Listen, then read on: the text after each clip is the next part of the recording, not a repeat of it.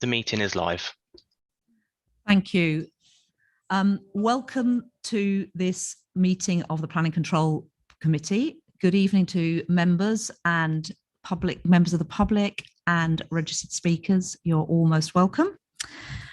We're going to take item 1, apologies for absence. So far I have Councillor Bishop, Councillor Moody and Councillor Tyler. I think everyone else is present. Item 2, notification of other business, I have none. Item 3, Chair's announcements.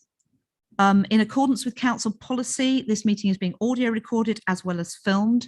The audio recordings will be available to view on mod.gov and the film recording via the NHDC YouTube channel. And welcome to all those who are viewing us live on YouTube. Secondly, declarations of interest. Members are reminded to make declarations of interest before an item. The detailed reminder about this and speaking rights is set out under Chair's announcements on the agenda. To clarify matters for the registered speakers, members of the public have 5 minutes for each group of speakers. So that's 5 minutes in total for objectors and 5 minutes for supporters. And then there's an additional 5 minutes which applies to member advocates. It's a usual practice to have a comfort break around 9 o'clock if we go on that long. So we'll see how we go and then we may call a break. In terms of the order of business, I've agreed to a change so that item 6 will be taken first, which relates to the whole site on the Burlows estate. And that will be taken before item 5. And then we'll move on to the final item. So that's a slight change. Public participation. Can I confirm that our registered speakers are present? Are they all here? Confident? Are all our registered speakers? So I should have Lee Carpenter, David Fletcher and Oliver Sanhaye. All here? Yep. Great. Thank you very much. So without further ado, then let's move on to item 6. And this is the land surrounding Burlows Cottages, Newmarket Road, Royston, Hertfordshire. And I'm going to invite our officer, Tom Allington, to present the report. Thank you, Chair. Good evening, members. Apologies, Councillor Hunter. Thank you, Chair. Quite simple, just to make you aware, I will be declaring an interest on item 6 and item 5. And I'll make that perfectly clear after we've listened to the presentation. Thank you very much. Thank you. Sorry, back to Tom. Thank you, Chair. Can we move on to the slides, please?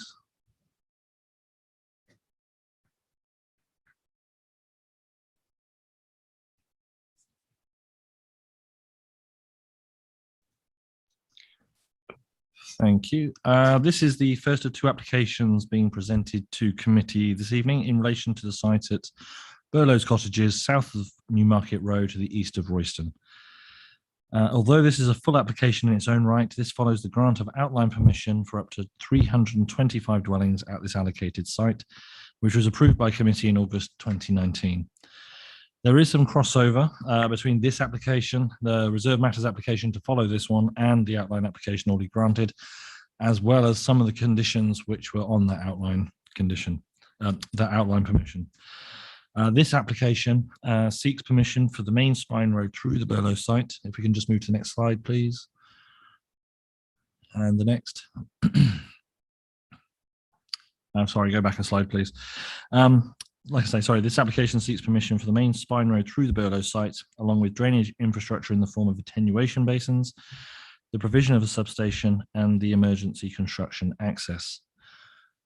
So this is the red edge of the site, showing pretty much the layout of where the access road will go. If we can move to the next slide, please. This is a image from Google Maps. This shows, I think, looking west, east. That's the existing access, I believe, to Burlows Hall.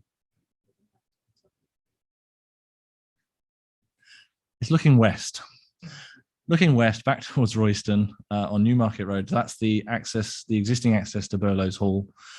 That will form the construction access and the emergency access. If we move to the next slide, please. This is again Newmarket Road. So this one is now looking east. You can just about make out in the distance the existing access to Burlows Hall.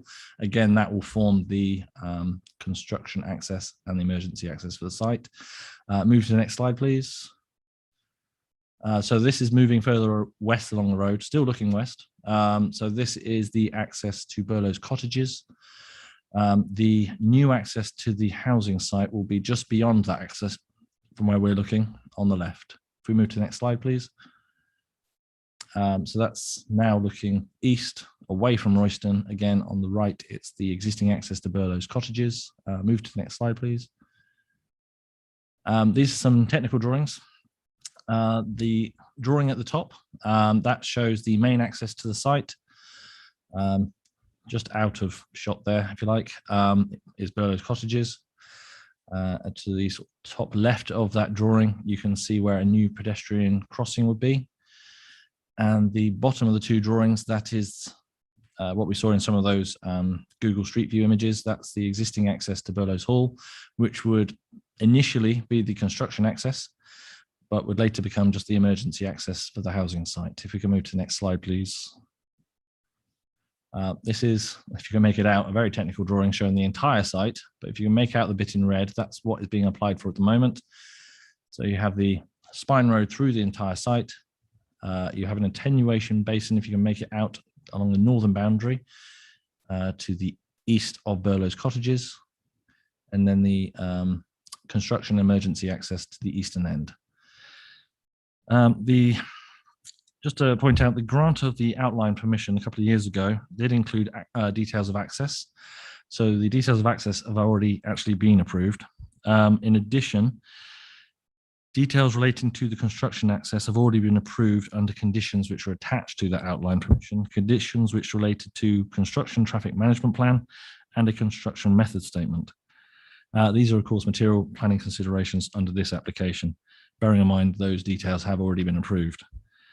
The main spine road shows a relatively straightforward road through the site, linking the main access and the emergency access. The road would include a turning circle towards the central part of the site, which you can probably just about make out. The two key statutory consultees, that being County Highways and the lead local flood authority, have not raised any objections to this application. It's the officer's view that the application is acceptable and is therefore recommended for approval. Thank you. Thank you, Tom. I have a question. Does that red line include the pedestrian crossing or not? Because I noticed the bit at the top of the plan there. Yeah, so if we go back to the slides, we'll try and find it. Is that part of this application, the pedestrian crossing? The new pedestrian crossing to the north side of Newmarket Road at the main access. Yeah, it's included as part of this application, but I believe it's already been approved.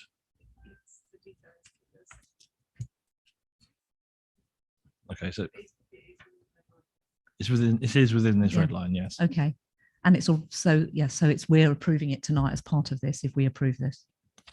Yes. Is that correct? But there's then a section 38 to follow. You can speak if you want to. Sorry, if I can refer to my colleague. The detail of the pedestrian crossing is agreed through the section 38 and 278 agreement with the Highway Authority. I don't know the progress of that process, but it's been included, I suppose, the principle of it within this red line, which I think was reflected in the outline planning permission as well. Thank you very much for that. Sorry to put you on the spot like that. Do members have any further questions for our officer? No? I think I might have one further question. I'm really sorry. But relating to the emergency access, assuming we approve this and we approve the phase of the building, how are we going to prevent people from driving through there? Is there going to be raised bollards, or do we know? Has that been agreed? Or is that proposed as part of this? Again, I'm afraid I'm going to have to refer to my colleague. I don't think that detail has been set out yet. I think the CTMP, the Construction Traffic Management Plan, has been approved through condition number 5, and the the detail in terms of bollards and things, again, would be set through a section 38 and 278 agreement. Thank you very much. Okay, have I got any other members that would like to speak or ask questions of our planning officer before we move on to our registered speakers? No? Can't see it. Oh, Councillor Tony Hunter. Oh, yes, you would like to exercise your speaking rights. Yes, before I leave the building, as they say. Yes, it's quite simple, Chairman. In 2019, I spoke in depth against the outline planning permission. So I have to declare an interest and actually leave the room while this is being considered. My principal problem originally was access, having one access only on the outline planning permission. And I now note that the developer has gone some way to put an emergency access in after the construction management scheme's gone into place, which is a good thing. Not so good, that I'm a little concerned about is obviously I'm fully aware that we've lost the trees to the Newmarket roadside and some trees in the actual construction access off of their private lane. But there's elements of this that do make me worry, because there's a history in Royston that quite often on landscaping, we actually get told that trees are safe, and then suddenly, as you're aware by your smile, Chairman, trees suddenly disappear because the developer makes another decision. I think within this also, the original outline only had 2.5 stories. Now it's changed to 3 stories in the actual reserved. That worries me as well because of the overlooking and the fact that you've got Berry Plantation, which is a green bank down one side, which I believe is owned by the district council, or there may even be elements of the town council on part of it. I was told once, whether that's fact or fiction. But things do sometimes happen without us realising. And now I'm aware a great number of residents have contacted my colleague, Adam Compton, and also the County Councillor Fiona Hill with their concerns about trees and wildlife. And I would ask the committee to be very aware of that. I'm also somewhat concerned that if in due course the pedestrian cycleway goes through into Berry Plantation, what that means in real terms, because obviously you have to have certain widths that could take out a great wave of trees and within that particular area, just to make it comply with current conditions. So I would ask the committee overall to consider those elements, wildlife, trees, and also what it means in real terms as far as access on the cycleway is concerned. And then I have to leave, Chairman. So thank you kindly. Thank you, Councillor Hunter. So the committee members will bear that in mind. And while you are leaving the room, I will invite our first speaker to come and address the committee. So we have Lee Carpenter speaking in objection. And once you're ready to get started, you will have 5 minutes to address the committee. Welcome. Thank you. Good evening. Thank you for allowing me the opportunity to address members this evening. I'm a resident of Berry Plantation in Royston on the western edge of the proposal site. I represent a small group of local residents on Berry Plantation, Brampton and Aintree roads. We do not contest the agreed principle to develop this site. I will mainly be commenting against the companion phase 1 reserved matter application on the agenda, whereas the case officer report acknowledges this is intrinsically linked to this application. I've made respectful, objective representations against the application's details consistently and repeatedly over the last 15 months, and at the appropriate times starting in July 2020. Any delay in bringing the application to be determined has afforded enough time for comments to be addressed, residents to be reassured, and relevant discharges and supporting applications to be made. I've received no communication nor noted any related amendments to either application. I would like to raise 2 points against this application that influences them both. First, the case officer reports does not list or address the representation made regards the high voltage power line that runs across the site. As the power line crosses through the red line boundary of the application and it appears on an underground power line within the plans, it becomes relevant to consider. There has still been no information passed regarding necessary way leave, and thus it is unknown whether the power line needs to be retained or if it will indeed be placed underground. Plans submitted here and also within the phase 1 application assumes an undergrounding strategy. However, the phase 1 application boundary hedges its bets by keeping its perimeter north and west of the current alignment. Secondly, an updated agriculture report and tree condition survey document, which includes the site's tree retention strategy, was originally included with this application to support access designs. The document became unavailable in the supporting documents in February without explanation. An up-to-date tree plan is important to evaluate the impact of relevant proposals. I raise these points to ensure that potential relevant information has been made available that enables effective evaluations of these specific applications to be made. Thank you. Thank you. Do members have any questions for our speaker? I can't see any, so thank you very much.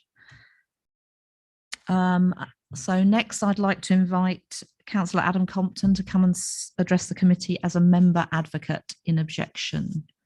Do you mind? Does he need to move? No, he's fine. Yeah, okay. Thank you, Chair. To be honest, the majority of the points that I've come to make are about the reserve matters as well. And I think Lee has summed up what my feelings are towards this particular application pretty well. So I don't really see the need to say anything more about this particular one, but I will be speaking for the reserve matters on the next agenda item. Thank you very much. I assume there are no questions, therefore. In which case, I will now invite David Fletcher to come and address the committee in support of the application. Welcome to our committee. You have 5 minutes. Thank you, Chairman. The application before you today has been subject to detailed discussions, both for your planning officers, but also, as mentioned by your officer, both the Highway Authority and the Lead Local Flood Authority. The purpose of this infrastructure application is to allow Countryside Properties to undertake initial enabling works on the site to assist with speeding up the delivery of housing on the site and to provide a construction route for HGVs while the first phase and future phases of development are being delivered on the site. It's important in this regard that the western access is set away from the principal access of the site to enable initial residents who will be occupying the dwellings if reserve matters approval is granted subsequently tonight to enjoy a peaceful environment while construction vehicles are directed to the alternative access. It is also very important, again, as we've heard, to provide for this second emergency route to the site. As set out within paragraph 4.5 of your officer's committee report, and as we've heard from your officers, the principle of both access points were established as part of the original outline consent for this site. I can also confirm that original outline consent included the footpath over Newmarket Road, the detail of which is now being dealt with through a section 38 agreement. We have worked collaboratively with the Highway Authority to ensure that design of both junctions provide for good visibility, and as set out within the submitted drawings, it is also proposed that the 40 mile per hour speed limit when entering Royston is extended west along Newmarket Road to the west of the emergency construction access. In this regard, we have already had positive discussions with the Highway Authority regarding the provision for a traffic regulation order to formalise this arrangement, which will be promoted formally should planning consent be granted tonight. The infrastructure application has also been designed to minimise tree removal as a result of the creation of the 2 access points into the site. In addition, tree protection measures will be implemented from the outset to ensure the protection of trees along existing vegetation along Newmarket Road in respect of this application, and also tree protection measures will be installed along the west boundary of the site in respect to the reserve matters consent, which we'll pick up later. If planning permission is granted today, it will enable Countryside Properties to progress with the enabling works and deliver housing on this site, which benefits from an outline consent and has an allocation within your emerging local plan, which will assist in meeting the 5-year housing supply comments. That was the end of my speech, but just to very quickly pick up just on your questions from earlier, it is proposed that there'll be a collapsible bollard in respect of the emergency access, and I think actually it's dealt with in condition 5 of the committee report. And in respect to the high voltage power line, that's a separate process that we have to go through with UK PN, but we have been in very advanced, our Countryside have been in very advanced discussions with them with regard to the undergrounding of that power line, which is a sort of separate issue outside of this application. Thank you. Thank you very much. Do members have any questions for our speaker? Councillor Levitt. Thank you, Chair. Just going back on the power line, I'll leave looking at when we get to the next bit, it actually forms the boundary of this phase 1 and crosses the road. Yeah, that's correct. Yeah, it's just outside the boundary. Yeah. Are there any further questions for our speaker? No? In which case, I'd like to invite our officer to respond to any of the issues that have been raised.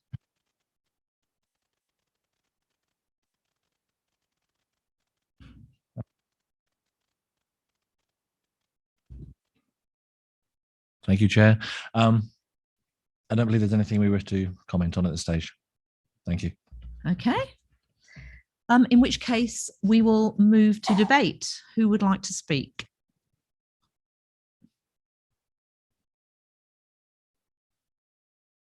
No one? Yeah. Councillor Levitt. Thank you, Chair. As nobody seems to want to speak, I'll move the recommendation. Thank you, Councillor Levitt. Do I have a seconder? Councillor Mantle. Can we go to the vote?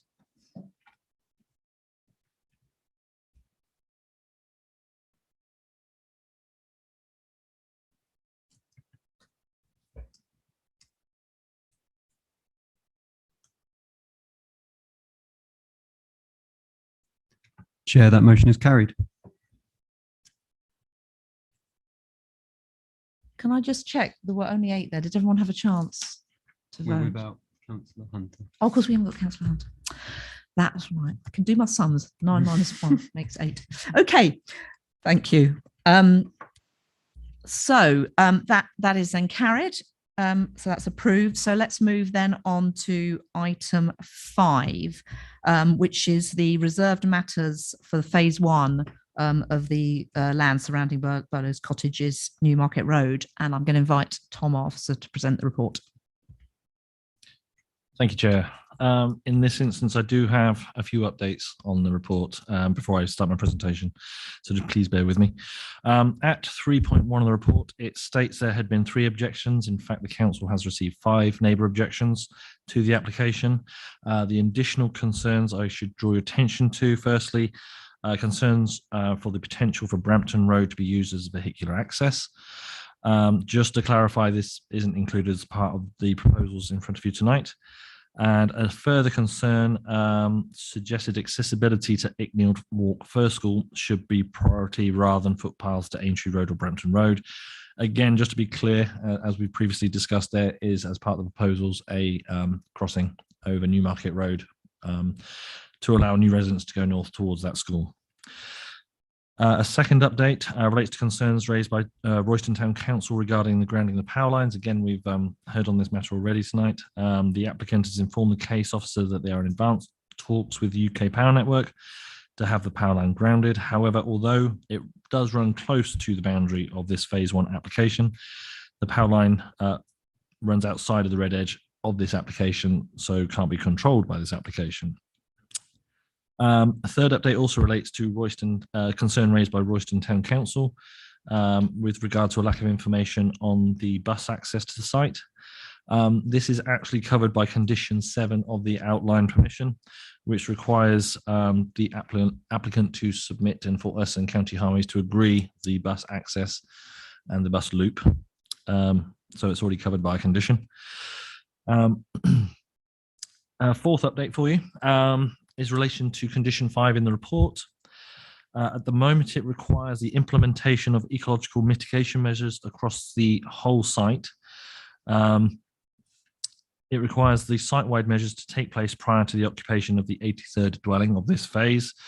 We'd like to introduce some wording basically that would require that just those ecological measures within this particular phase be completed prior to the final occupation of the 83rd dwelling.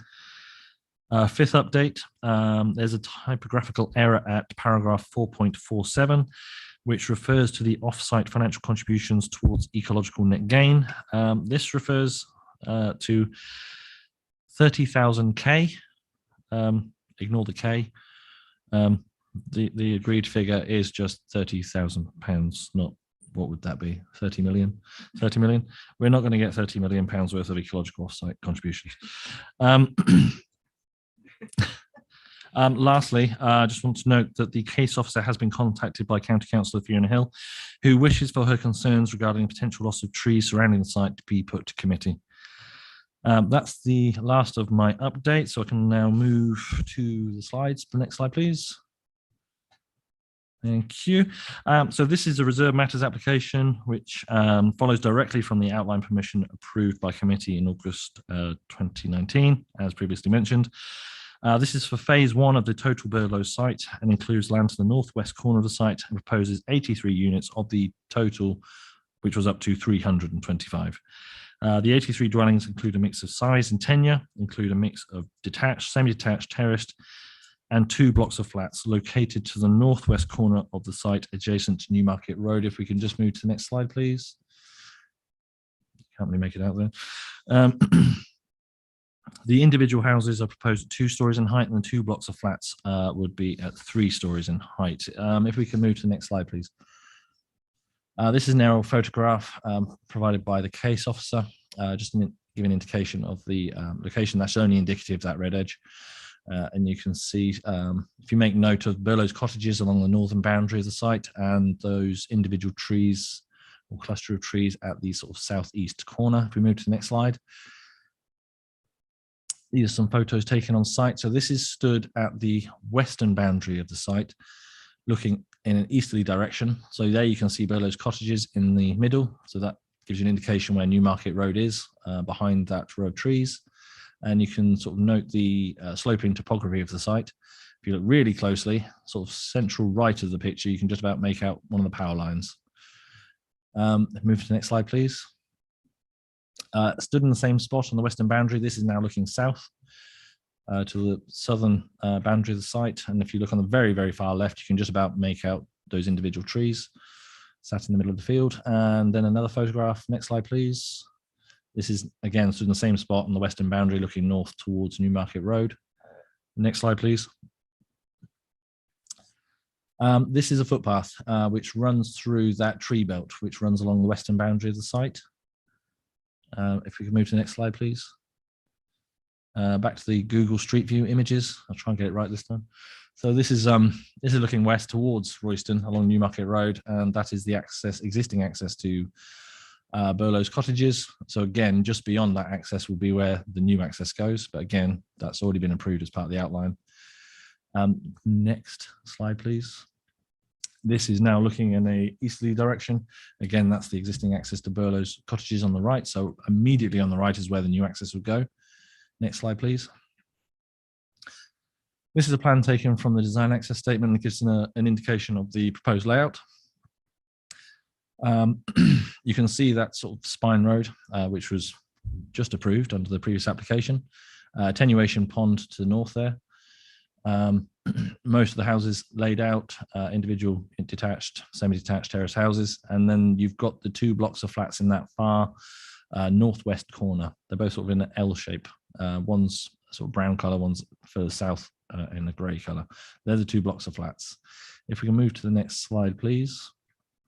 Here we have some cross sections through the site. This gives an indication of the topography. That top cross section, that's a north-south cross section. So if you bear with me, like I say, focusing on the top cross section. To the far right of that, you've got Newmarket Road.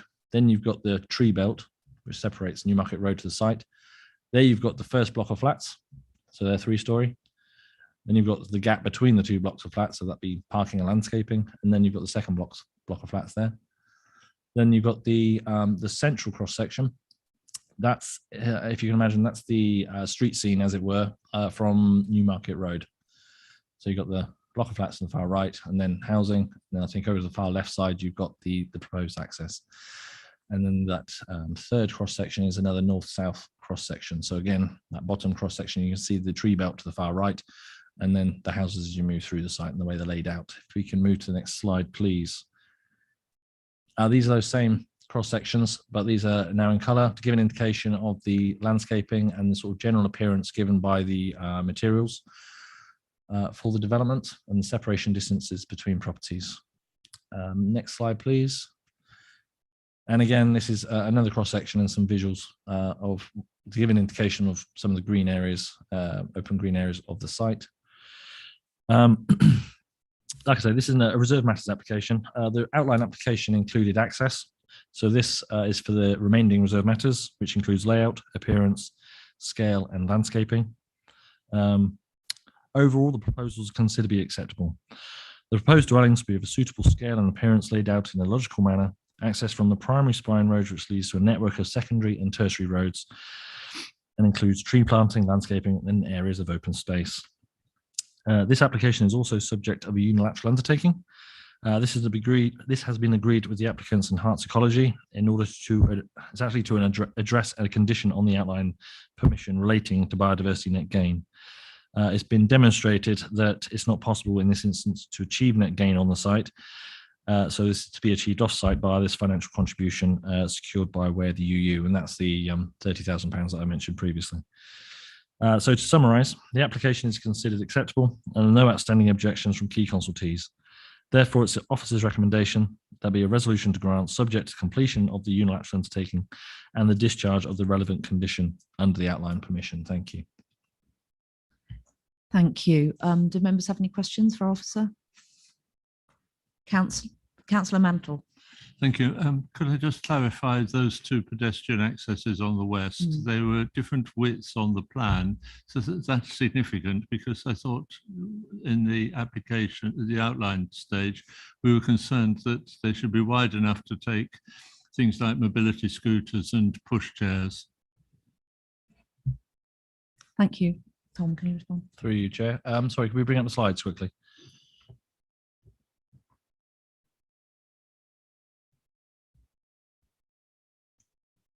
Thank you. If we could just go back a couple of slides to a site plan. That'll do, thank you. Sorry, Councillor Mann, so you're talking about the two, they're shown here on the west boundary through that tree belt. Yeah. I was concerned because they're shown at different widths on that plan. Sure. I should inform councillors that they're only indicative at this stage. Those access paths are, that tree belt and those access paths are outside the red edge of this application. So they're not under the consideration directly of this application. Condition number, sorry, thank you. Condition number 11 of the outline permission, which was granted a couple of years ago, requires the applicant to submit details of the access paths. It doesn't specify how many and doesn't specify precisely where, but it just requires them to submit details of access from the site to the existing development to the west. So those details will be considered under that condition, not this application. Thank you. Thank you, Tom. Councillor Bryant. Thank you. It's good to see that in 4.32, both blocks of flats will provide a mix of market affordable housing tenures. Can I ask about the details of 4.34? Again, is the affordable housing mixed in with the market housing in those categories in 4.34, or are they separate parts of the site? Through you, Chair. I'll refer to my colleague if I may. Yeah, so there is some detail on affordable housing through this application. There's a plan that shows which units will be affordable. And then through the so we know what the housing mix will be in terms of the size of each unit and how many there will be. So there'll be 18 units, which comprise 22% of this phase. and that's in accordance with the section 106 of the outline planning permission.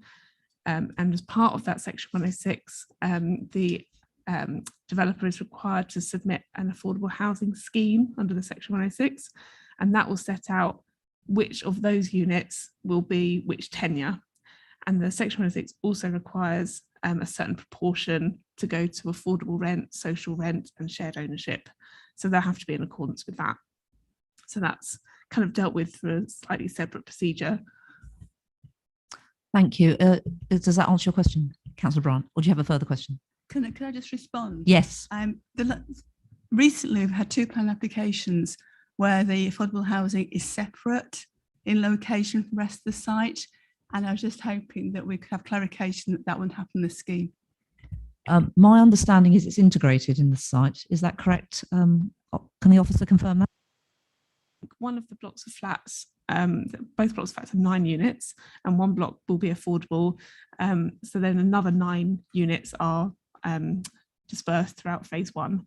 And I suppose the other good positive to think about as well is that 22% affordable housing is required on each phase of the development. So ultimately, all of the affordable units will be spread out across all the phases. Yes, so there are 3 phases and each will have 22% as in the outline planning agreement. Okay, thank you. Councillor Tyson. Thanks. Tom, I just wanted to follow up briefly on that comment about the unilateral undertaking to offset the environmental deficit. And I was looking at your paragraph 447, where it mentions, you called it an offsite contribution, and in the text of your report, it refers to a locally identified project. Is it possible at this stage to identify or to specify what that project is or will be? Can you respond? Thank you. I've got a couple of sites in mind, but they haven't actually pinpointed one yet. It does have to be in the local area, to be in accordance with section 106 rules, but they haven't actually identified which one it is yet. Can you confirm that it will be within North Herts district and not anywhere in Hertfordshire?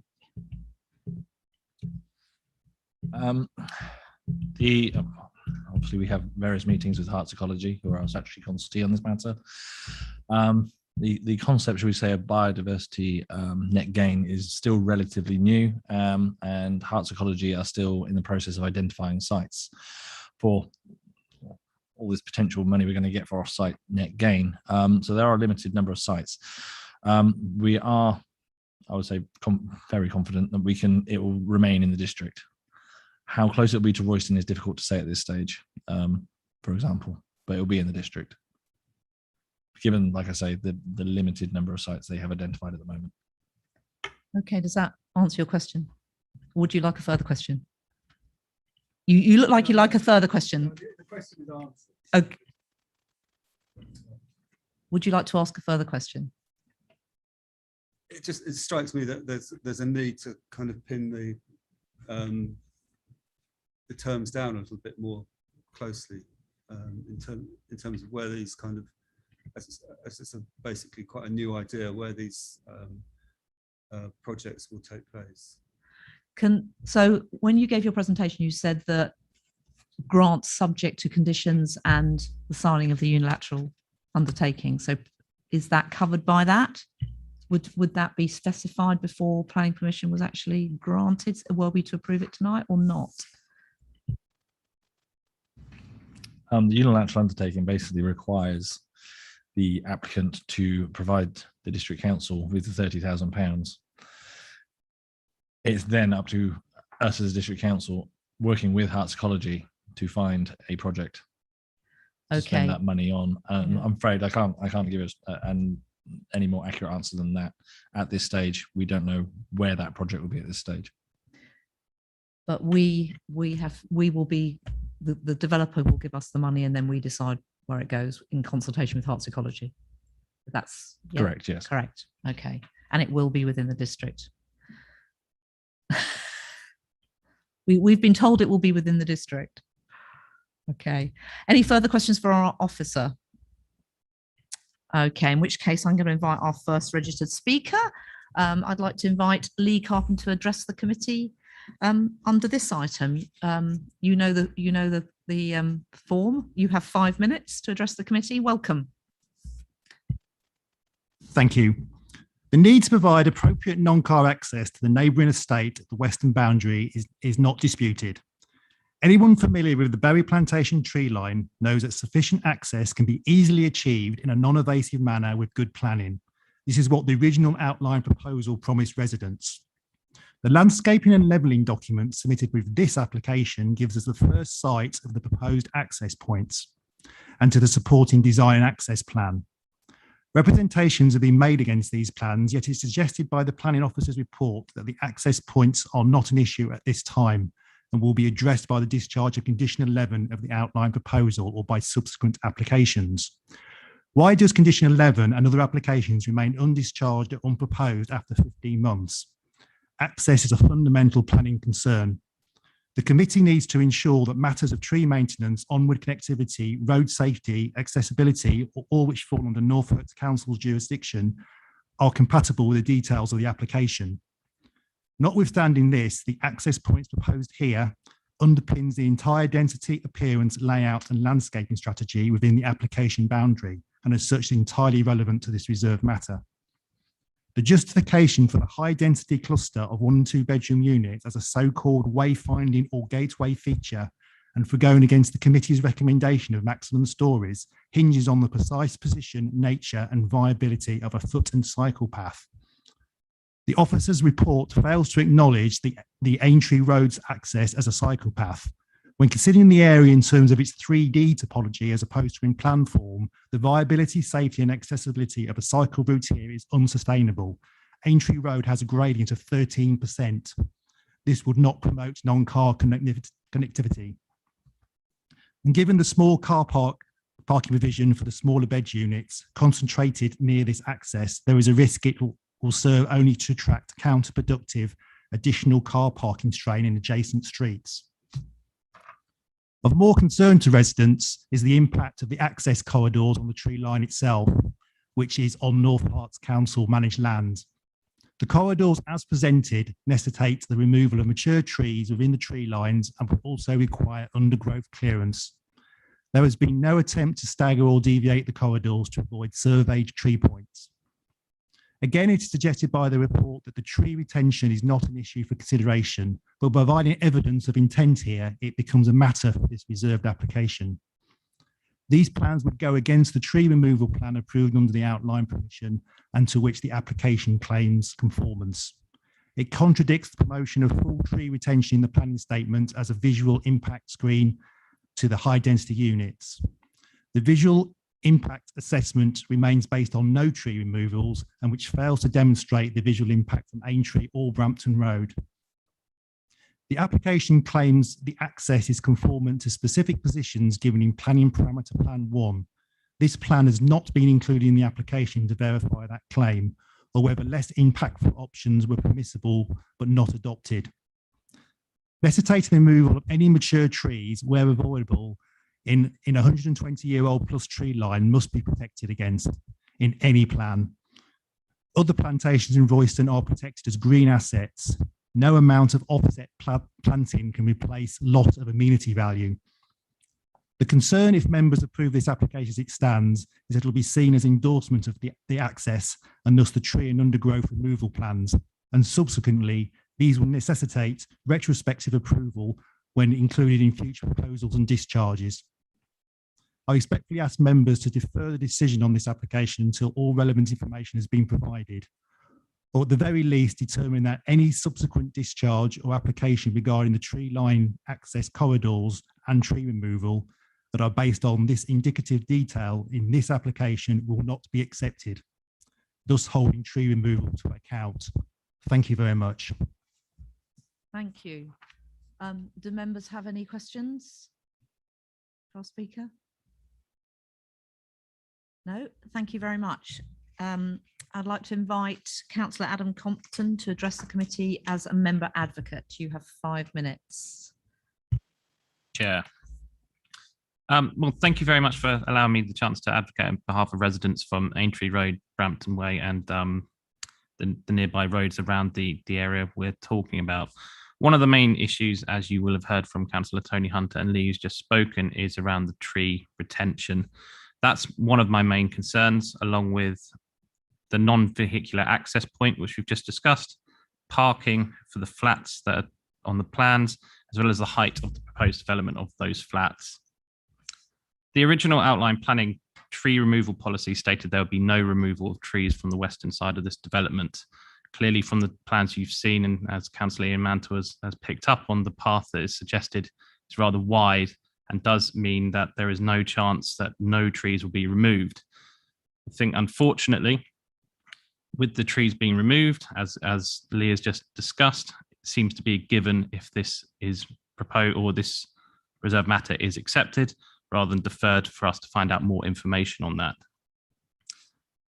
To be clear, the trees are not owned by the developer. The trees are outside the planning permission zone, and therefore having them on the plans there seems to be a little bit forward from my way of thinking.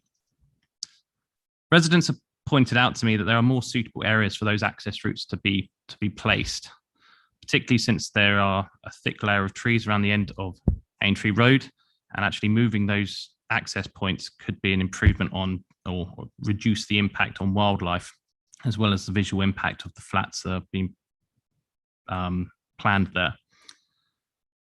The plans suggest that the access point going onto Aintree Road is a cycle route, and this is simply not appropriate. As Lee has just suggested and told you, Aintree Road has a gradient of 13.3%, which is excessive according to the National Cycle Infrastructure Design Standards. And I feel that if anyone tried to cycle up that road, they wouldn't make the top, which means that people are only ever going to drive, and it seems like a pointless access point, to be quite frank.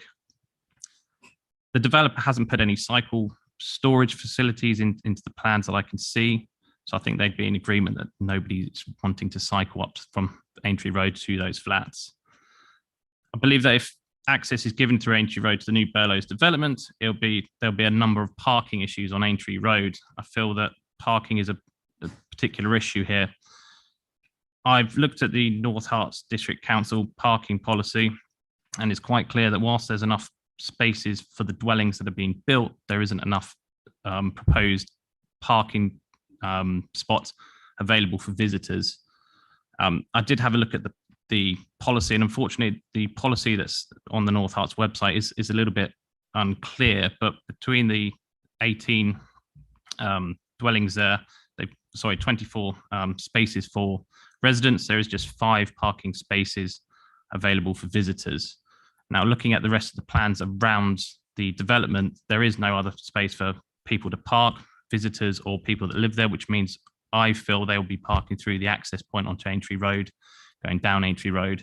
And as Councillor Tony Hunter mentioned earlier, Berry Plantation doesn't have any off-street parking for themselves, so they already utilise that, which means that parking is going to be a severe issue down Aintree Road and the roads immediately off that. I think one of the large issues with this development is that the flats that are being proposed are 3 stories. The original planning application that was presented suggested was approved with the condition that the flat shouldn't, or no building should be over 2.5 stories. Obviously, three-story buildings in excess of that. And the other condition, or the other proposal on the outline planning permission, was that 325 dwellings would be built on this site, being between 2 and 5 bedrooms. Now, 12 of the flats are 1-bedroom dwellings, which wasn't in the original outline planning application. This is a severe issue, not only for me, but for residents, because having a 3-story building with the access point immediately next to it is actually quite obtrusive. And actually, it really does not do any wonders for the street scene around the area, which is very leafy and is very quiet at the moment. I'm not saying that we shouldn't have blocks of flats. I feel that blocks of 30 flats— 30 seconds. Thank you. Are very important. And that's really the main parts of my concern: tree retention, the access, the parking is going to cause an issue, as well as the height of the proposed development. And if I could say that whilst this 22% of this application is made up for social housing, the majority of that is only 1 or 2 bedroom dwellings, meaning that only about 14% of all bedrooms are available to social housing. Thank you very much. Do members have any questions for our speaker? No? Okay, in which case I will invite David Fletcher to speak in support of the application. You have 5 minutes to address the committee. Thank you. Cheers. Thank you, Chairman. As with the first application, this application has also been subject to a collaborative process, both for your planning officers, but also with your urban design and landscape officer prior to their retirement earlier on this year, along with detailed discussions with key consultees such as the Highway Authority, the Lead Local Flood Authority, and as we've heard, Herts Ecology.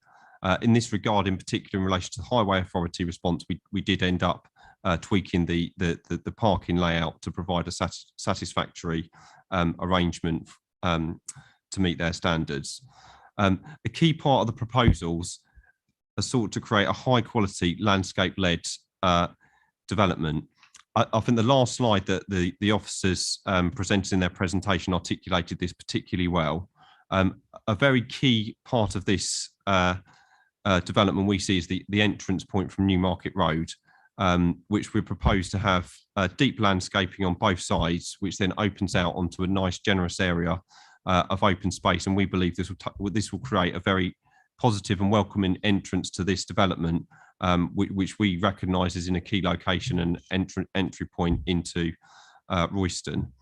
This is noted by your officers in paragraph 4.12 of the committee report, which refers to a welcome layout into the site. In relation to the proposed 3-storey flats, they are provided on the lowest part of the site, and to inform the location and the height of these buildings, we did undertake a landscape visual assessment which accompanied the Reserve Matters application. In this regard, it is worth noting that they are adjacent to a detailed and dense landscape buffer both on the north and the western boundary. And in addition, they are set some 35 to 40 metre distance from the nearest residential dwellings. As noted within the report, all dwellings are proposed to meet either M42 or M43 standards, and we've also sought to provide a good mix of dwellings throughout the site to include 1-bedroom flats up to 4-bedroom detached family housing. To pick up on the point with regard to the pedestrian access points along the west boundary, the outline application parameter plan showed 3 points of access to ensure good permeability to the west, which I understand was a key part of the outline application. 2 of the proposed access points as shown on that parameter plan were within this first phase, and we've sought to replicate their positions as best as possible. As we've heard from officers and also from residents, obviously the detail of that falls outside of this application. And just to reiterate what I said on the first application, we completely recognise tree protection is particularly important, and there are a lot of mature trees around this site. So provision for tree protection measures, both as part of this Reserve Matters application, but also when we're agreeing the details of the footways or the connections off-site as part of condition 11, will be a key part of the proposals from a Countryside Properties perspective.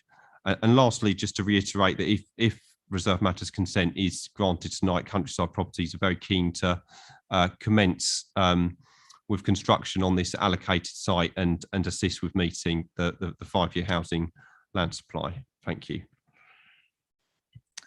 Thank you. Do members have any questions for our speaker? No?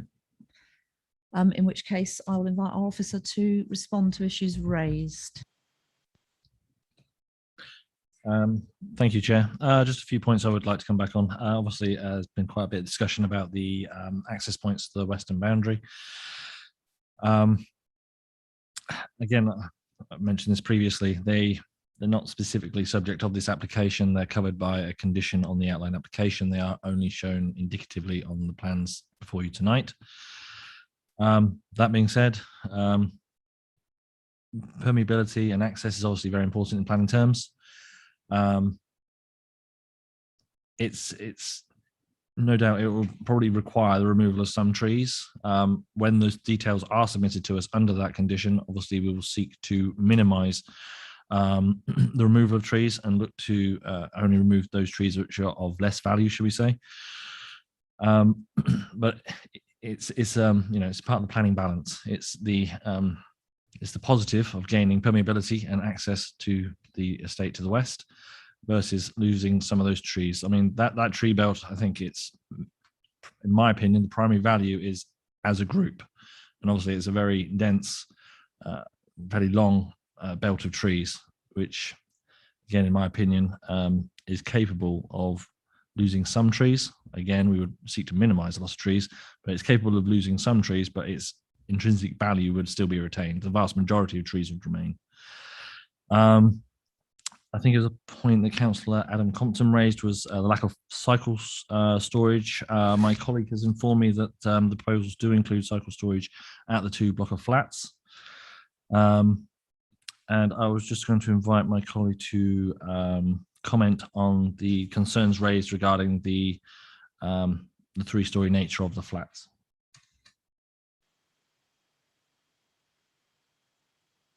Lime Planning Permission, which limited development to 2 stories, which was obviously a result of discussions at that planning committee meeting. And it says that more than 2 stories would be considered with robust justification. So the vast majority of the site is of 2 stories, and the 3-storey buildings are only in relation to the 2 blocks of flats, which are in the top northwest corner. So looking at the topography, we thought that, and the tree belts, we thought that the context of that makes the taller buildings acceptable. And the other element of the justification is that one of those blocks is for affordable housing.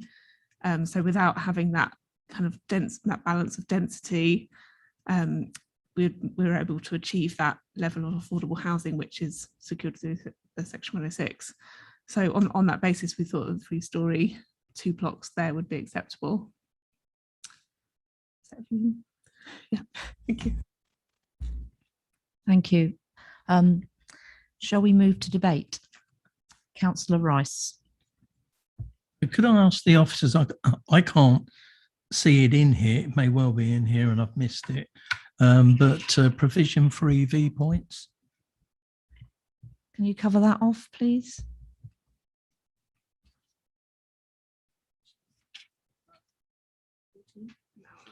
It's secured under the outline permission. Condition 14. Okay, so it's in the outline planning, which is probably why you haven't seen it in these reports. Yeah, okay, thank you. Councillor Levitt. Thank you, Chair. I'm going to come back on these pedestrian stroke footpath access to Aintree Road and Brampton Road. They're shown on the layout as crossing the red line, but going up to the red line on the plans. Now, this is a reserve matters application, and a reserve matters application determines appearance, layout, scale, and infrastructure. That's what this determination sets. The layout quite clearly shows those roads, those accesses going up to the boundary. Particularly the southern one is actually a created way to that boundary. So they're not indicative, they are set by the determinant of this application where they go up to and touch the red line boundary. The bit beyond that may be indicative, but the 2 bits of it up there are, forgive me if I'm wrong, but are they not fixed by this application? Can I ask our officer to respond to that? Yes, thank you, Chair. If we can bring up the slides, just so we can see what we're talking about.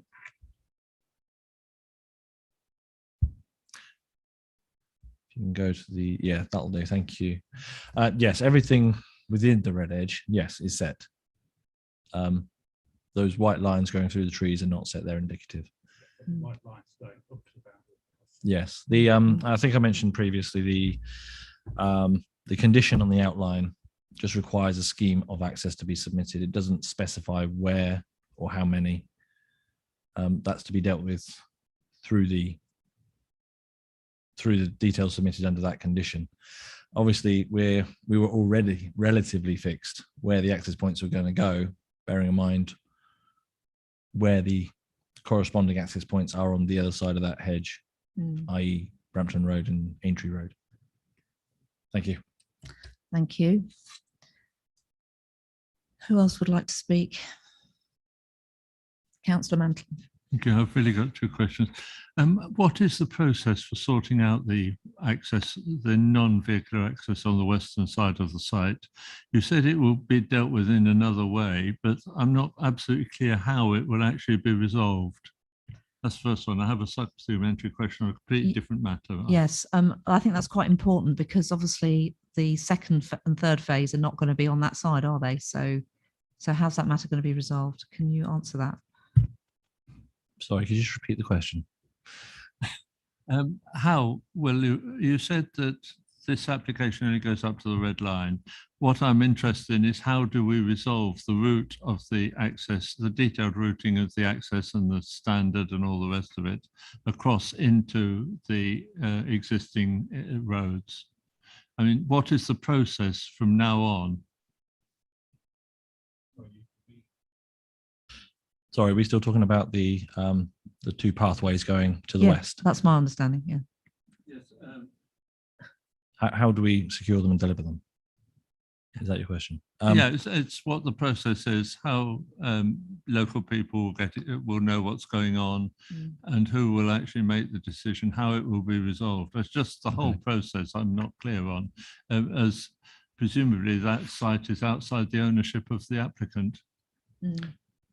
Yeah, as I've mentioned, they're subject to a condition on the outline application. So as with all conditions requiring submission of details, it'll be for the applicant to submit those to us. I believe it's prior to commencement. So yeah, so the trigger point, should we say, for that condition is they have to submit the details and they have to be agreed by us before they can commence work on site. So then it'd be for officers. I believe the wording of the condition is in conjunction with county highways. We have to consult them, and they also have to agree to them to make sure they're up to spec in terms of accessibility. And if they're suitable and they're acceptable, then we discharge that condition.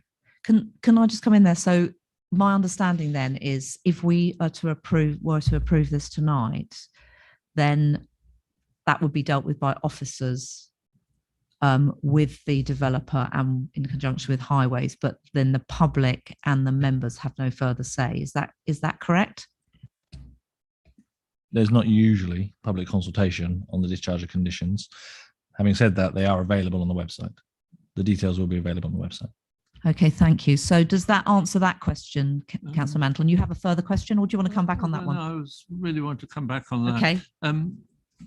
Am I right that the land which will be crossed by these crossings is not in the ownership of the applicant? As far as I understand, yes. It's owned by us. It's owned by District Council, that piece of land. Berry Plantation. We own it. That's my understanding. Therefore, I assume that we get involved as landowner. Yes, correct. Right, fine. Thank you. There was a second question. Yes, please continue. Given the problems we've had with some previous developments, is adequate provision made in the layout for bin storage, refuse collection and everything? Because there have been, I can think of one in my ward where it wasn't thought of and the whole thing's an eyesore. Can you respond to that? Thank you. Thank you, Chair. See, I'm on, yep. There's specific bin storage specified in the plans for the flats, not necessarily for the houses, but all houses do have rear gardens with access to those rear gardens where they'll be able to, and there's suitable drag distances to those rear gardens for the new occupants to store their bins to the rear. Yes, you may come back. What about the terraced houses? I'm afraid I'm going to have to refer to my colleague.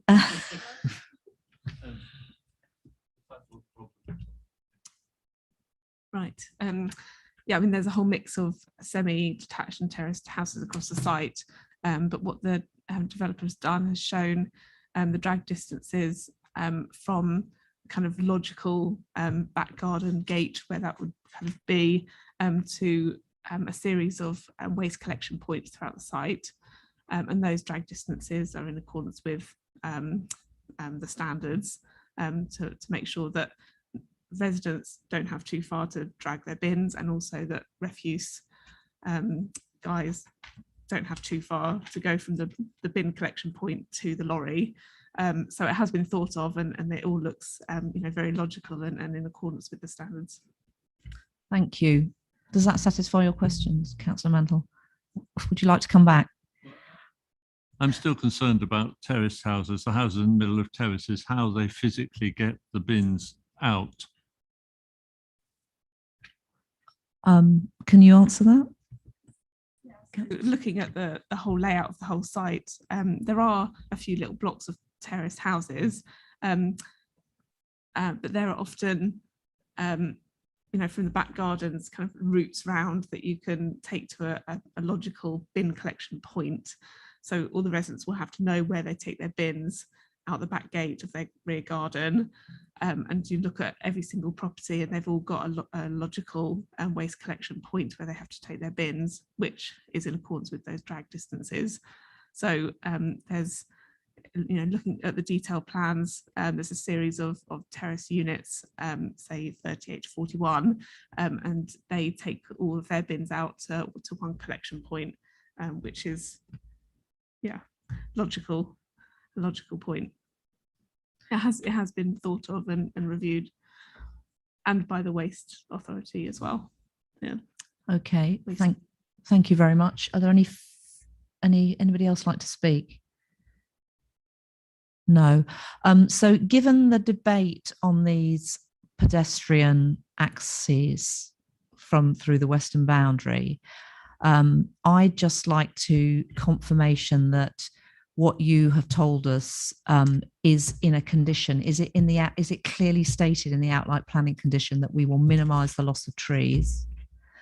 I just want to be belt and braces on this one, because I think quite a lot of members share concerns with the public on this one. So can you or do we need to add an extra condition into this reserve matters to make sure, given that it's our land and that we're going to work with highways on it, can we just make sure that that's written in so that we minimise loss of trees?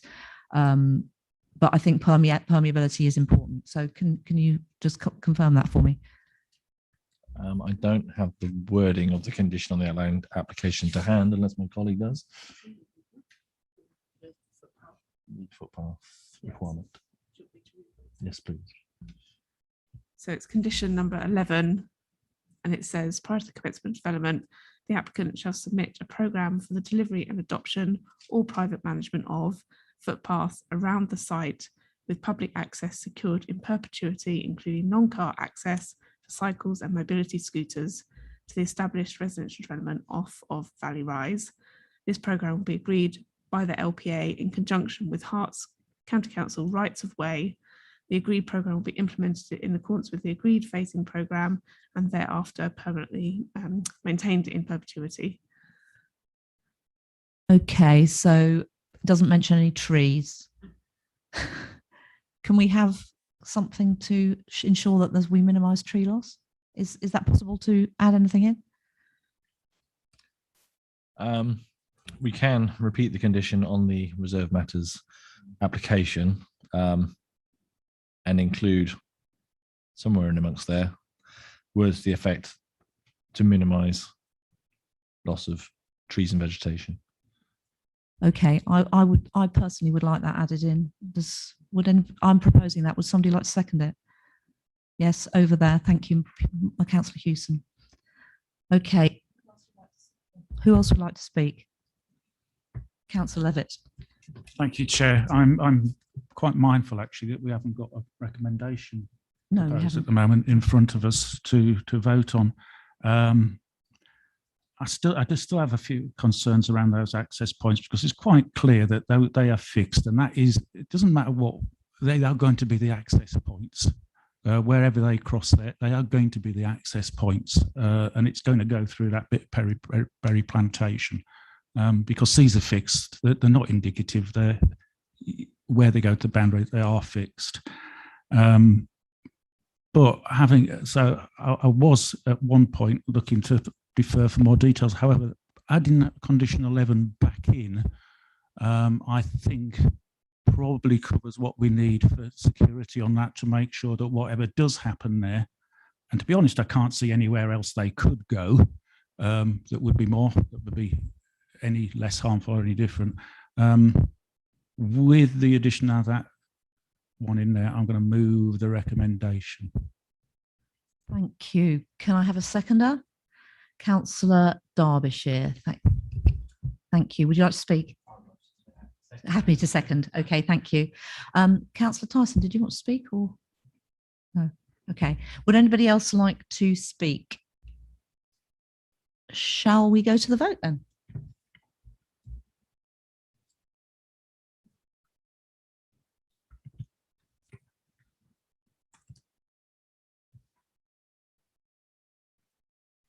Chair, that motion is carried.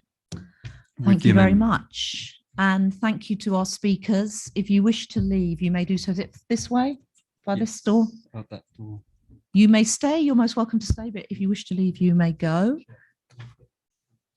Oh, we need to ask Councillor Hunter to return.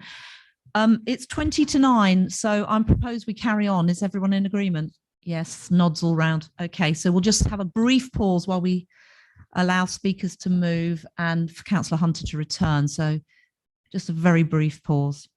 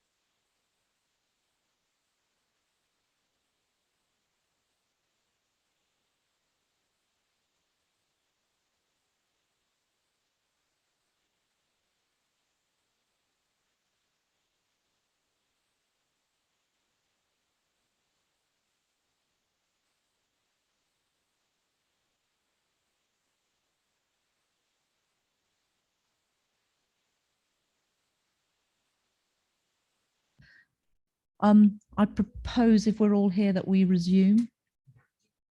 Who are we missing? Anyone? No, we've got Nuranetta. Welcome back, Councillor Hunter. And we have our officers here. Okay, so we're going to move on to item 7, which is land off Yeomanry Drive, Baldock Hearts, and I'm going to invite Officer Simon Ellis to present the report. Thank you, Chair. Just first point, I've got an update and then I'll go through the slides. Just looking at paragraph 3.3, you can see there that I've mentioned that at the time of writing, there'd been another submission of information to the lead local flood authority from the applicant, and I hadn't received a response. That was on the 13th of October. We have subsequently received a response from the lead local flood authority, and they are maintaining their objection to the planning application on the grounds that they would like to see the design and layout of the sustainable urban drainage approved before the layout is approved, and therefore they're maintaining an objection. I have put a suggestion to them, which is that you could impose a condition that requires the agreement of the sustainable urban drainage scheme prior to the approval of reserve matters, so that you could sequence the the planning permission, then the sustainable urban drainage details, then the approval of reserve matters. I have not had a response to that suggestion, but I'm suggesting it as a pragmatic way forward because you can see that they've objected twice now and they continue to object to lots of planning applications. However, having said that, the issue remains unresolved, and you can see that I'm suggesting condition 17 is space for any additional conditions that the lead local flood authority may want to impose.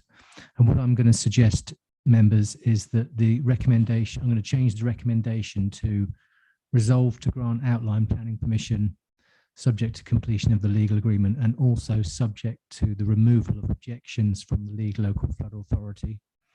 And if I can't secure the removal of the objections, I would return to committee with an alternative recommendation at a later date if that were the case. But I'm hoping that that can be resolved through discussion between the applicant and the lead local authority and myself as a way forward post the committee. So turning to the slides, can I have the first slide, please? That's just the location plan. There's Yeomanry Drive to the right, and there's the site. And you can see that bit missing. That's the part of the tree belt to the north of the site. Have the next slide, please. There you can see the tree belt in more clarity on that site plan. And the next one, please. Again, this is an illustrative layout. This is an outline planning application. All matters reserved apart from access. So the only point that's fixed on that plan is the access point off Yeomanry Drive. The rest of it is illustrative only. Can I have the next slide, please? This is a photograph from Yeomanry Drive looking east away from the site opposite. It's showing you the green corridor running through Clothall Common. And you'll notice in the recommendation, there's a proposal for a biodiversity payment of £5,000 towards improvements to remaining grassland across Clothall Common Estate. And that's been recommended by Andrew Mills in the countryside and parks team. I can have the next slide, please. Again, that's looking at opposite site. That's a corner plot opposite the site. Not quite sure why I took that photo. Next one, please. This is a view north along Yeomanry Drive. So the site's to the left, and then the green space that I was mentioning is on the right. So you're just getting an idea of the character of the area from that photograph. Next one, please. This is part of the retained tree belt. Remember, I showed you the site plan to begin with. Part of that is outside of the application site, but those trees would be retained if this development were to go ahead. Next one, please. That's the footpath to the left of the site. That's to be retained, and that's also outside the application site. Next one, please. That's a view of the footpath from within the development itself, side-on view. Next one, please. And that's the view of the corner of the footpath, and then you can see part of the site to the right there. You've got an informal path that cuts across the site. Next one, please. And you can see that more widely now. You've got these informal footpaths that crisscross the site, and that's the site itself with the trees behind and to the right. Next one. Again, there you go. That's just from the other side of the site now, looking down to Yeomanry Drive. Next one, please. And that's the tree belt to the right-hand side of the site. Next one, please. And that's it. Those are my updates. Thank you, Chairman. So just to clarify, I'm changing the recommendation to resolve to grant subject to the removal of objections from the lead local flood authority. And if they remove their objections, I'm asking you to allow me to impose conditions under ghost condition 17, we can call it. And I think that's sensible because in reality, the planning committee don't have any real locus over these issues, and it is a technical matter that should be resolved between the applicant and the lead local flood authority. Thanks, Chair. Thank you. Do members have any questions for our officer? Councillor Tyson. Yeah, Simon, I just wanted to clarify which part of the site is the open space that's referred to in the report at 4.3.7. And then if also just to clarify what your explanation in that paragraph actually means. Thank you, Simon.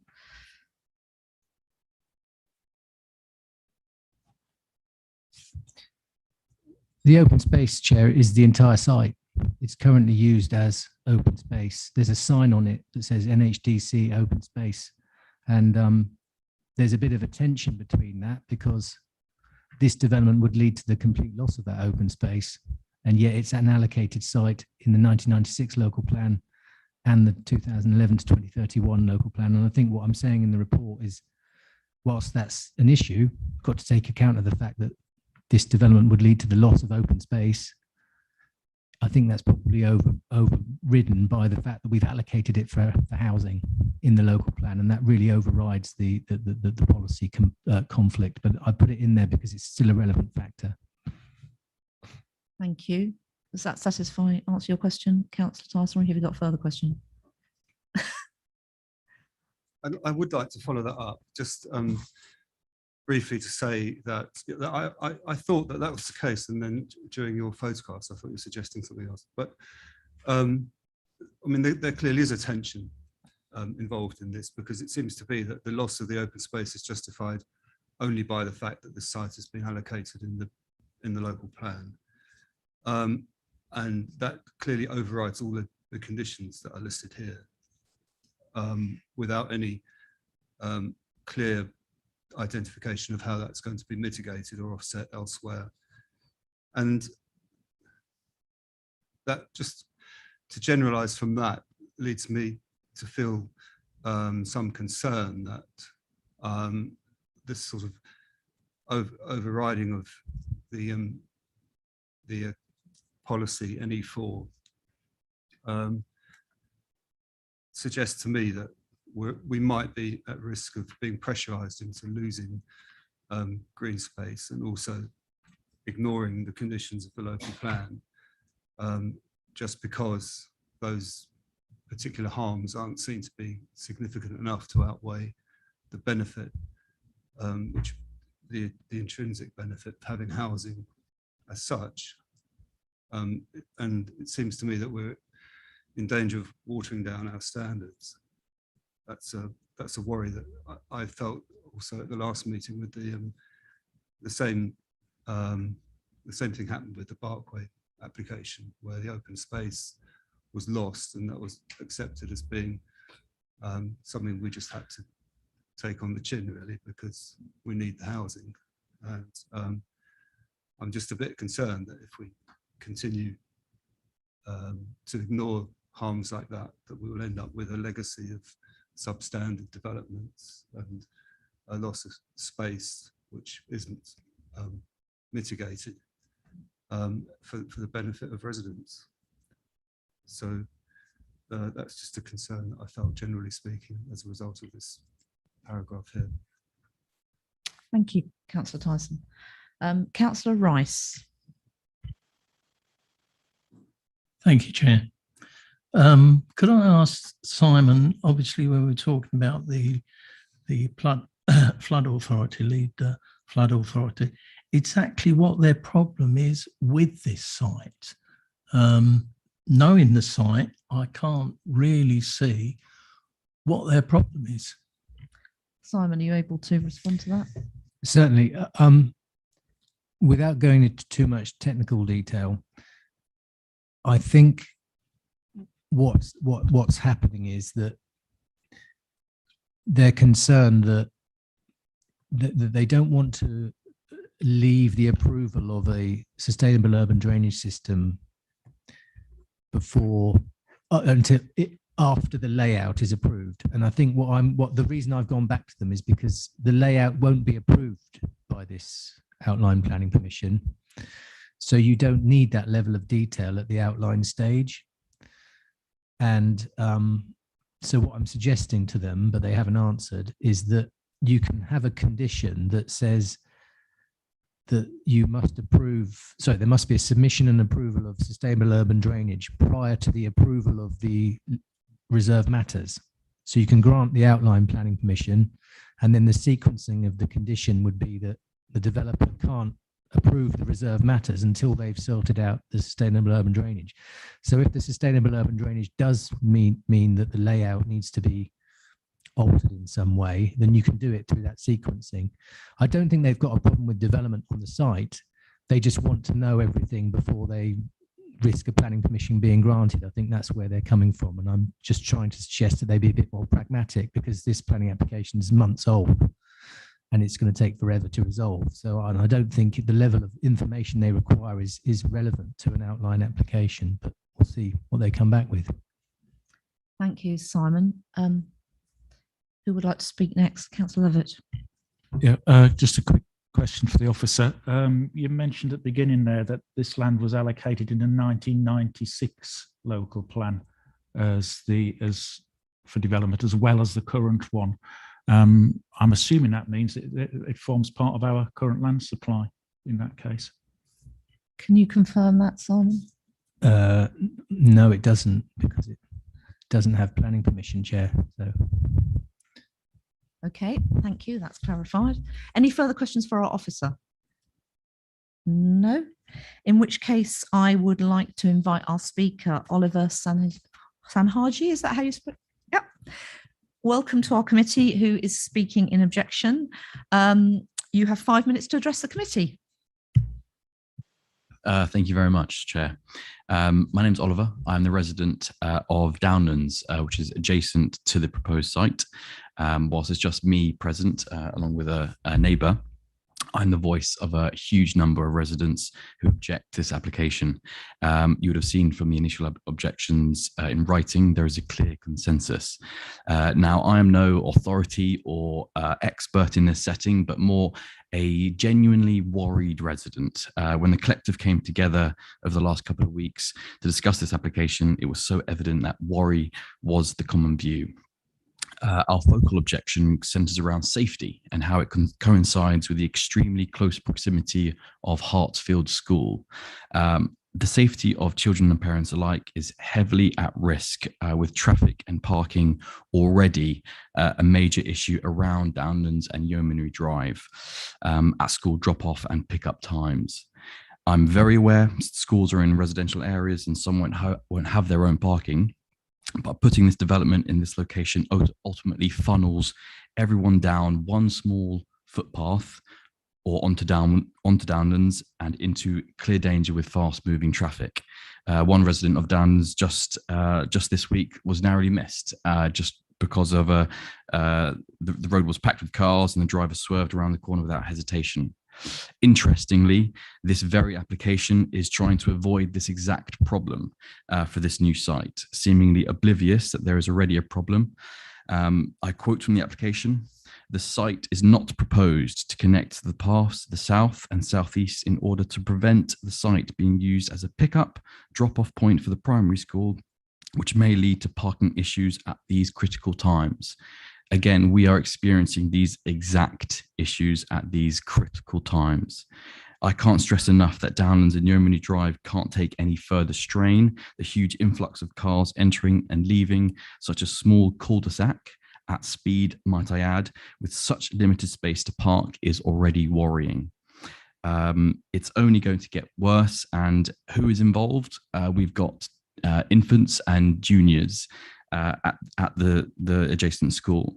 My view as a parent of an infant, and I'm sure of all parents that might have had infants, they never focus on the road, they never focus on the traffic, and we effectively would be endangering them more with potentially higher risk.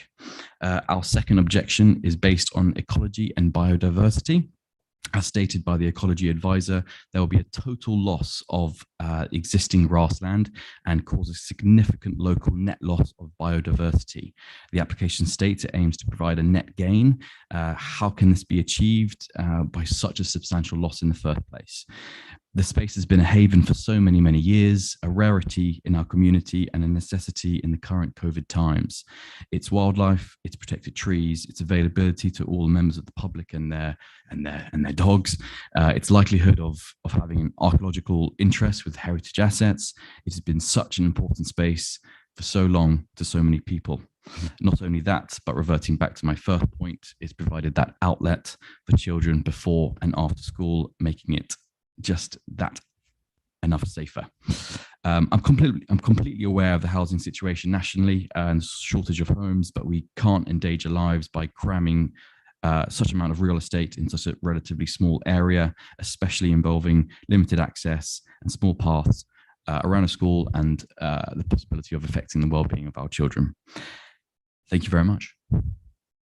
Thank you. Do members have any questions for our speaker? Councillor Levitt. Thank you. The access you mentioned to Hartsfield Junior School, that's not main access though, is it? That little path, it's only a little sort of back entrance to the school. The main entrance is off the 507, isn't it?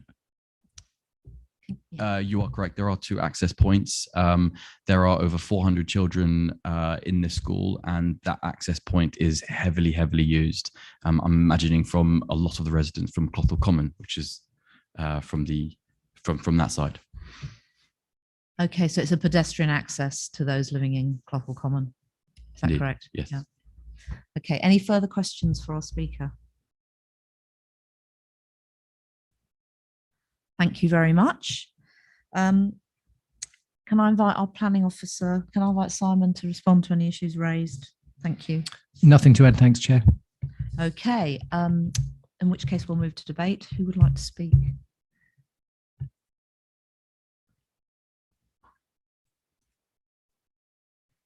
Councillor Hunter. Thank you, Chairman. This is probably directed at our officer. I was somewhat confused by the 106 agreement, whereby the youth provision was actually going to Hitchin rather than Baldock. Is that simply because Baldock haven't got any youth? Simon, or they all go to Hitchin? Can you respond to that, Simon? Thank you. Certainly, Chair. It's the responsible authority for youth provision is Hertfordshire County Council, and that's the project they've identified. That's the project they want the money for, and I assume they have clear reasons for that. It could be that they've got a infrastructure project that relates to Hitchin. But if you wanted to change it to Baldock, I doubt the county council would even want the money, because they're responsible, and that's what they know. They know the site's in Baldock. They were consulted on it. That must be the nearest project they have available for the funding. It's not our responsibility. It's an HCC service, youth services. Can I just say that we had a similar one where a Royston site had youth provision allocated in Hitchin, and we did get it changed. Because I think, the general rule should be that it's a compensation for this interest, for the building, for the development. It should be as closely associated with the development as possible. So I think it's a really fair question, and I just wonder whether it could be looked at again and questioned, because I think it would be much better. There must be young people in Baldock. There's a Knights Templar school. 1,400 at Knights Templar School, so it would be much better to put it forward, even if it wasn't a statutory service. I don't know whether that's possible. A youth provision in Baldock. Is there any way we can do that, Simon? I'm just trying to recall how it was resolved before. I think it's not just, it's obvious that there are youth in Baldock, and no one would deny that. It's about whether or not the county council, as the youth services provider, have a project that is relevant, that can be funded from this development. And if they're saying that the nearest project that they have available is in Hitchin, and it's Hitchin Young People Centre, I can only assume that it means that the local youth facilities, they don't have a project available, so they wouldn't be able to spend the money, because you've got to identify the project up front. Having said that, there will be some time between now and any grant of planning permission if members were resolved to grant planning permission. So what I can do, if you want, Chair, as well as if you were minded to grant permission, I can take away an instruction from the committee to have that re-looked at again and re-justified, and perhaps change the wording of the legal agreement to say it's that provision or something closer within Baldock if something else is available. But you do have to identify the project up front, and that's the concern you have with Section 106 agreements. If they can't identify a project now that it can be spent on, then you can't get the money from the developer. but I think there would be time to have another look at that, Chair, as you've suggested. I think that would be welcome. And because there's, you know, if there's no provision for young people in Baldock, maybe it's time to start one with the money from this development. So can we have that looked at again, as you suggest? I would welcome that. I think I've got some nods from the committee on that too. Councillor Derbyshire. Thank you, Madam Chairman. I was just going to add that if my memory serves me right, the way we overcame the site for Royston was there was already some work going on with the town council with regard to youth provisions in a youth club, whether yourself and I believe County Councillor Fiona Hill as well mentioned something at the time. That's how we managed to get the money changed. I just wondered whether County Councillor Michael Muir here, whether there was anything he wished to add, if that was allowed to the committee in regard of provision for youth in Baldock. I think we should send it back as to be re-looked at with the view of looking at what provision there is for youth in Baldock, young people, and working with the local ward councillors and with the county council to try and prioritise spending that money in Baldock, even if that means partnering with a community organisation who are already delivering a youth project. Is that possible? Can we do that? Simon. Sorry, sir. Sorry, Chair. Yeah, I think the trouble is it's not youth projects; it's infrastructure that would benefit youth. And if there's no facility in Baldock that the county council have control over, then they can't spend Section 106 money on something that isn't going to be done as infrastructure. Having said that, that's the clear parameters and restrictions around Section 106 payments. There will be time between, if members were to go with the recommendation, there will be time between now and the completion of the 106 agreement for me to certainly ask the right questions and at least seek a proper justification from the county council as to why it is Hitchin and not a more local facility. And if there is a more local facility available, you can either have an either or they can change their mind. But I can certainly take that forward, Chair. Thank you very much. I think the committee would agree to that you're taking that forward. Councillor Rice. Yes, thank you, Chair.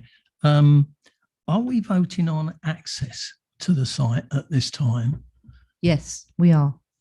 Because what concerns me and the gentleman from Downslands is quite right when he said that the amount of traffic that actually parks on Yeoman's Drive is quite substantial round about school leaving and in the mornings and in the afternoons. Yeoman's Drive is not very wide. It's quite narrow. And it's a bit of a problem sometimes to get the bus and another vehicle through there. And most of the children on the estate will access the school from the back along that footpath right next to the site. So several times during the day, there's going to be an immense amount of parents along with children accessing the school from that side. And I would be concerned about the traffic, not when the site's complete particularly, but on the building of the site. And I'd like to see something done at this time to control works traffic. Simon, can you respond to those issues raised about the access? You said something about the width and the traffic management as well. Certainly, Chair. There's 2 points that you think about. First of all, you still got the opportunity to look at layout and design. So you can look at, if in a reserve matters application, the committee will have control over the detailed internal road layout and car parking arrangements. So you're looking at the access, but there is only one logical place to access this site, and it's off Yeomanry Drive. And this site's allocated in your plan. So, it's going to be, you're going to really struggle to succeed on appeal in terms of that. But in terms of construction management, on the construction management condition, given the concerns, and I completely understand that, about traffic at school drop-off and pick-up time, we could look at, if you look at condition 12, timing, is it F, point F, timing and delivery arrangement for construction vehicles. We could put in to avoid school drop-off and pick-up times during construction. And I think that would be a valuable addition, because I know that there's been other developments. For example, I remember when Highfield School was built at Letchworth, they had a very difficult construction management plan, and they had to avoid 8 to the sort of 9:15 and then 3 to 4. And I think we could look at something like that for this project, particularly what the gentleman was saying about parking on Yeomanry Drive and was it Downlands as well. So what we don't want is loads of construction traffic coming in at that same time, do we? So I think that's something we can add to section F of condition 12. Excuse me, Councillor Rice, would you like to speak? Then we can all hear you. Yeah, I thought I was. And if I remember rightly, I think there's some bollards in the middle of that road as well, very near to where the site is. Can you confirm that, or please, Simon? No? Sorry, no, I can't confirm. You can't confirm that, okay. So we're going to add in that condition. So the under 12F to avoid school pickup and drop-off times during construction. I think that's a sensible way forward. Councillor Levitt. Thank you, Chair. I was going to say something similar about the school pickup and drop times in the construction traffic, actually.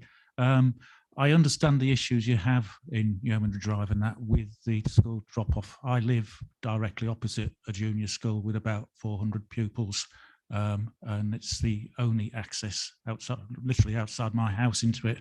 So I do know, I do have sympathy with that. However, I don't actually think this is going to contribute and make it any worse. It's 24 dwellings with adequate parking spaces. I can't assume that people are going to be out at work at school pickup and drop-off times and maybe coming and going in, but traffic movement at school pickup and drop-off times twice a day, 40 weeks a year is a minimal addition to what's there already. And I don't, yes, you have got an existing problem there, but it's not our job to try and solve that existing problem. Easy way is close the back gate, but it's not our job to do that. So as far as this application is concerned, I don't think that's a valid objection to it. Okay, thank you. Would anybody else like to speak? Okay, do we have a proposal? Would somebody like to move a recommendation? Councillor Hewson? Okay, move the recommendation as amended with that additional condition. Councillor Rice?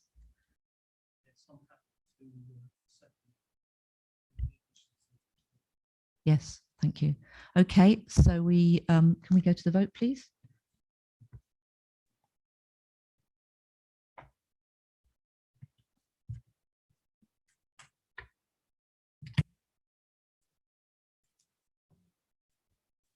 Thank you, Chair. That motion is carried with the conditions. So thank you to all members, officers, public and speakers. That ends our meeting tonight. The next meeting of the Planning Control Committee will be on the 2nd of December. Good evening to you all.